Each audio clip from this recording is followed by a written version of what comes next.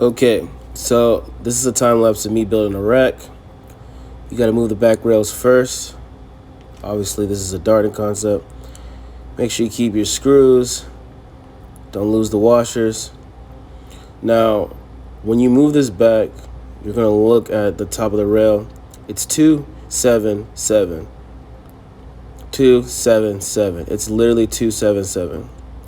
Same thing on the other side as well. Now, after you adjust these, the wider one is called the cable management rail. The other one is the rack management rail.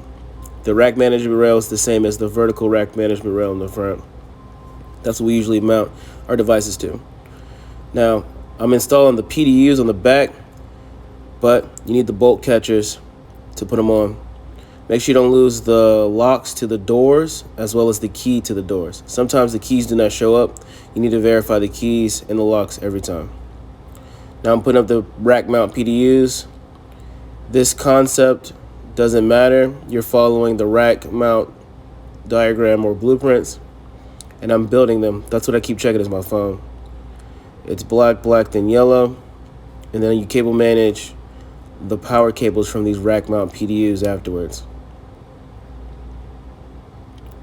Some clean work. This is the blueprint right here that I'm going by. Just keep following it. We usually get a couple of trays or rack mount trays that come for the rack. Make sure you install those correctly as well. These trays are very helpful while you're building the rack because you can throw things up there to have quick, easy access. We have a console cable, we have a node/firewall, and a power supply.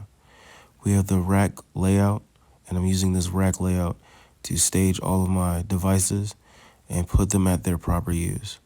I'm attaching rack mount ears to every device, so everything is good. The power supply that's for the firewalls or the gray junipers, I use Velcro, but you can use zip ties as well. Going through the rest of this install, you will see that this time lapse is just going to have me moving fast. I'm installing devices as per the rack layout. This rack layout is provided in each concept guide provided for every store. This layout has U's.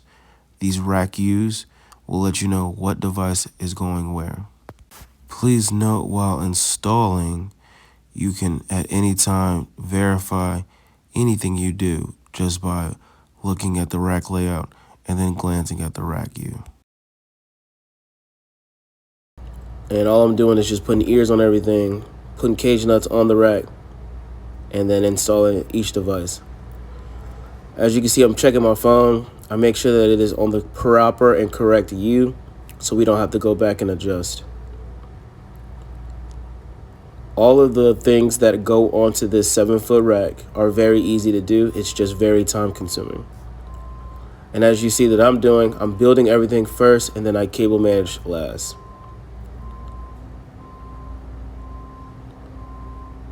That battery is very heavy and you might need 2 people to do it at first, but once you get the hang of it, it'll just be yourself doing the battery. And as I said before, after installing all of the hard stuff, just cable manage last and it makes it easy for everything else.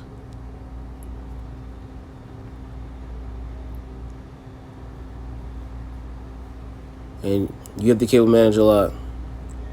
The 4 power supplies that are on the Dell CPUs or the SRO units, all 3 Dell switches, as well as the 2 junipers at the top.